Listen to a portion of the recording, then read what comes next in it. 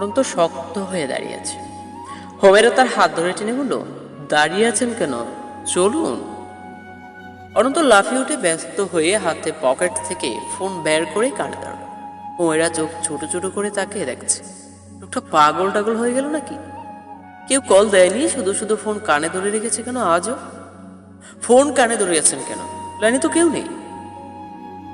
অনন্ত বলল, নেই? ও আচ্ছা, এই সময় আমার একজন ক্লায়েন্টের কল করার কথা ছিল, ভীষণ জরুরি কল।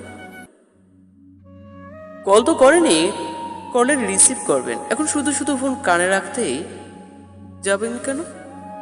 অনন্ত ফোন কান থেকে নামিয়ে হুমায়রার হাত ছাড়িয়ে বলল, আমার ভীষণ জরুরি একটা কাজ আছে, আমি আজ আসছি।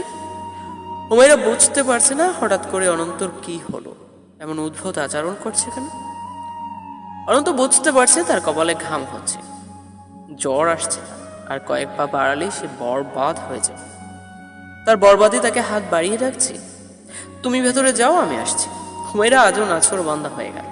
সে অনন্তর সামনে গিয়ে দাঁড়ালো। আসছি মানে এতটুকু পথ এসে এখন বাড়ির সামনে থেকে ফিরে যাবেন?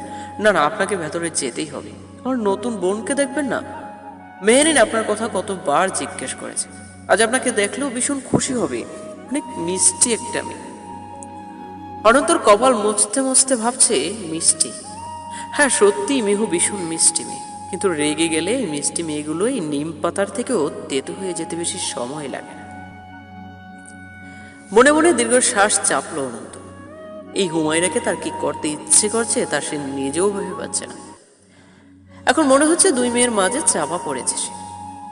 মন ভালো থাকলে মেহু যতটা সহজ, রেগে গেলে ঠিক ততটাই ভয়ানক হয়ে ওঠে। আল্লাহ, তুমি আজ আমাকে ভালো করেই ভাসিয়েছ। আজ কোনোভাবেই শেষ রক্ষা হবে না, আমার বাঁচার কোনো পথ খোলা নেই আর। এখন নিজের জন্য ইন্নানিল্লা পড়ে ফেলি। বিড়বিড় করে কি বলছেন? হঠাৎ আপনার কি হলো বলুন তো? এমন আজও বিহেভ করছেন কেন? আমার দুলাভাইয়ের বাড়িতে যেতে চাইছেন না কেন?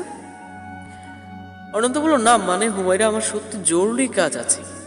হুমায়রা বলল, কাজ টাজ পরও অনেক করতে পারবেন, এখন ভেতরে চলুন তো। হুমায়রা অনন্তকে এক প্রকার টেনে ভেতরে নিয়ে গেল।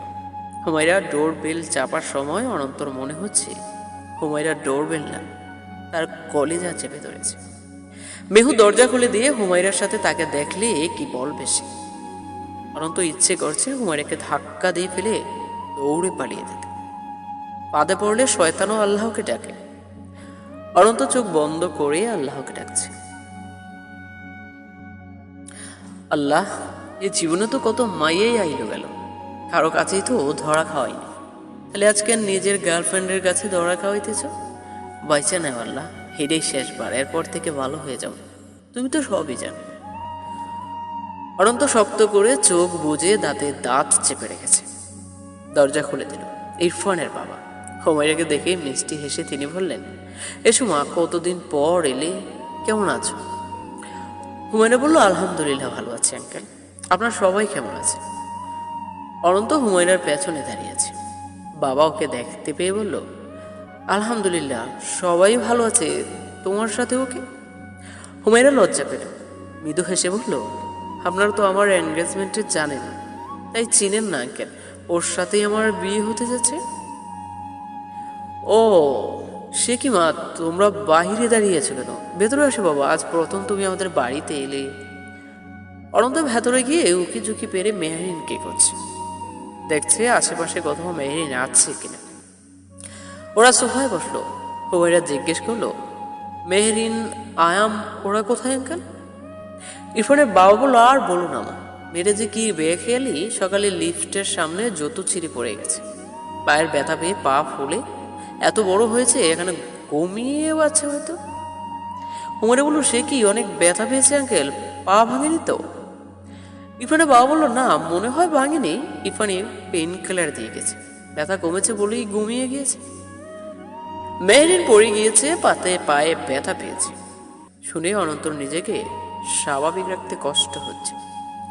ছুটে মেহরিনের কাছে চলে যেতে ইচ্ছে হচ্ছে, ওকে দেখার জন্য মন আকুপাকু করছে, কিন্তু চাইলেও এখন সে মেহরিনের সামনে যেতে পারবে না। একদিক দিয়ে ভালোই হয়েছে মেহরিন ঘুমিয়ে আছে, জেগে থাকলে কি হতো ভাবতে পারছে সে। এত কাছে এসেও মেহরিনকে না দেখে চলে যেতে হবে ভেবেও কষ্ট হচ্ছে খুব। তোমরা বসো, আমি মেহরিনকে ডেকে নিই। অনন্ত তৎক্ষণাৎ বাধা দিয়ে বলে উঠল, না না থাক, ওনাকে আর কষ্ট দিতে হবে না। ওনাকে ডাকবেন না আঙ্কেল, উনি ঘুমাক, আমরা বেশিক্ষণ থাকবো না, এখনই চলে যাব। হুমায়রাও বলল, ও ঠিকই বলেছে আঙ্কেল, মেহরিনকে এখন ডাকতে হবে না। এমনিতে হয়তো বেচারি ব্যথায় অস্থির হয়েছিল, ও একটু রেস্ট নেই। ইরফানের বাবা বলল, আচ্ছা ডাকবো না, কিন্তু তোমরা এভাবে খালি মুখে চলে যাবে, এক কাপ চা অন্তত খেয়ে যাও। মেহরিন বলল, না না আঙ্কেল, আপনি অস্থির হবেন না, আমরা কিচ্ছু খাবো না। আয়াম কোথায় আঙ্কেল?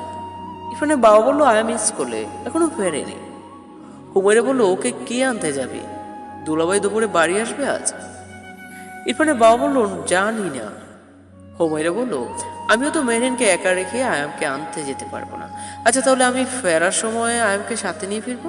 মেহরিন অসুস্থ, আয়াম আজ না হয় আমার কাছেই থাকুক, এখানে থাকলেও মেহরিনকে চালাবে। ইরফানের বাবা বলল, আচ্ছা মা, তুমি ফোন করে ইরফানকে বলে দিও, নইলে আবার আয়ামের জন্য টেনশন করবে। ইরফানের নাম শুনে অনন্তর মেজাজ খারাপ হয়ে যাচ্ছে।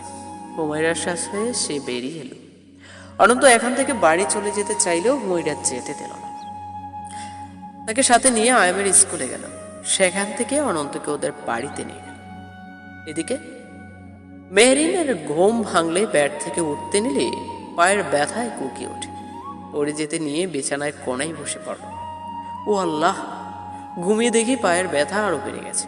ঘুমানোর আগে তো এত ব্যথা ছিল না, ইস কি ব্যথা, পা ভেঙে গেল নাকি। মেহরিন আয়ামকে ডাকলো। আয়াম বাসায় থাকলে তো তার ডাকে সাড়া দিবে, সে আবার বাবাকে ডাকলো, বাবাও আসছে না। আমাকে একা বাড়িতে রেখে কোথায় গেল সবাই?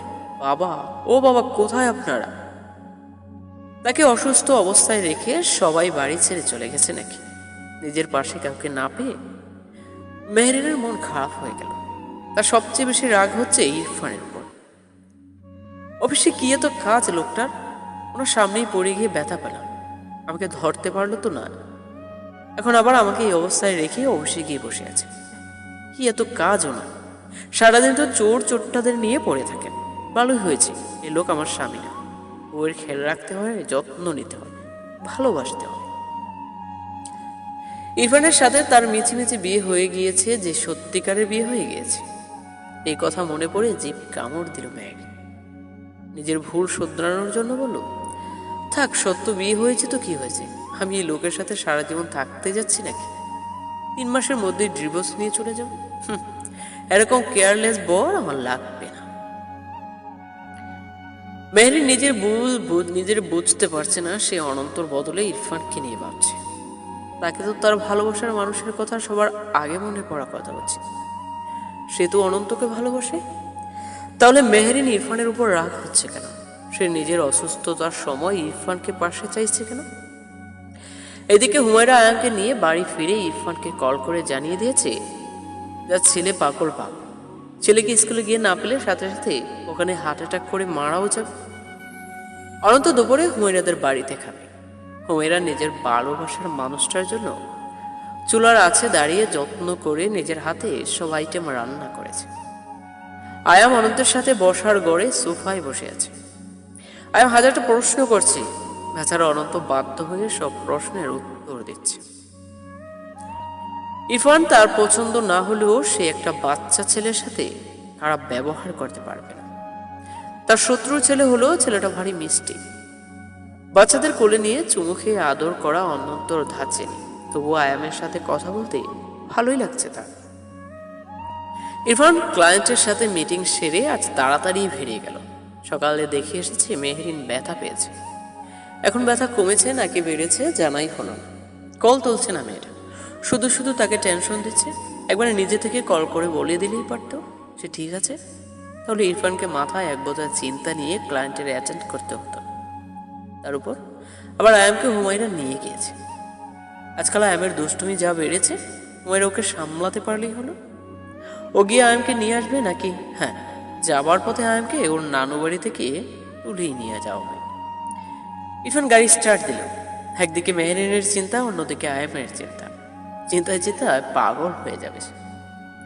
এই ছেলে আর ছেলের মা মিলে আমাকে পাগল করে যান। ছেলের মা কথাটা কানে বাজতে লাগলো ইরফানের। মেহরিন আয়ামের মা না, আমার মা হামনা। ইরফান মেহরিনকে আমার মা বলছে কেন? আজকাল আমার সাথে সব কি হচ্ছে? আমি শুধু হামনাকে ভালোবাসি, অন্য কারো প্রতি আমার কোনো টান নেই। 3টা মাস, শুধু 3টা মাস কোনোভাবে কেটে যাক, ও মেয়েকে আমি 3 মাস পর ডিভোর্স দিয়ে দেব। 1 বছর পর পুরোপুরিভাবে ওই মেয়েকে মুক্ত করে দেব। ইরফান ড্রাইভ করে হামনাদের বাড়ির সামনে এসে দাঁড়ালো। লিফটে উঠে 4 তলায় চলে এলো। দরজার সামনে দাঁড়িয়ে কলিং বেল চাপল সে। হুমায়রা রান্না করে। কলিং বেলের শব্দ শুনে ওখানে আসছি অনন্ত বলল, আমি দেখছি বলেই দরজা খোলার জন্য উঠে এলো অনন্ত। দরজা খুলে সামনে ইরফানকে দেখতে পেয়ে চোখ ছানা বড়া হয়ে গেল তার। ইরফানও অনন্তকে নিজের শ্বশুর বাড়িতে দেখে কম অবাক হল না। দুজনে এক দৃষ্টিতে বেশ অনেকক্ষণ একে অপরের দিকে তাকিয়ে রইল। কারো চোখের পলক পড়ছে, দুজনের কোনো মুখের শব্দই নেই। অনেকক্ষণ হয়ে গেল হুমায়রা রান্নাঘর থেকে বেরিয়ে এলো। কে এসেছে? কোনো সারা শব্দ নেই কেন? অনন্ত, আপনি কোথায় গেলেন? দরজার সামনে ইরফানকে দেখে হুমায়রা হেসে বলল, বাবা, আজ সূর্য কোন দিক দিয়ে উঠেছে দুলাভাই? আজ শ্বশুর বাড়ি এসেছে বিনা নিমন্ত্রণে। ঘুম ভেঙে কার মুখ দেখিয়েছিলাম আমি। ইরফান বিস্মিত চোখে অনন্তর দিকে তাকিয়ে থাকতে দেখে হুমায়রা বলল, চিনতে পারেননি নিশ্চয়? অবশ্যই চিনবেন কি করে, বড়লোক মানুষ, আমাদের এঙ্গেজমেন্টে তো আর আসলেন না। ইনি হচ্ছে আপনার ভাইরা ভাই, আপনার একমাত্র শালিকার হবু স্বামী। তো ফ্রেন্ডস, আশা করছি আপনাদের ভালো লেগেছে আর অনন্তর মুখ কিছুটা উন্মোচন হয়েছে। সবার মতামত আশা করি দুলান হলো নিজের অনুভূতি জানাবেন। আজ আসি, দেখা হবে নতুন পর্বে। আল্লাহ হাফেজ।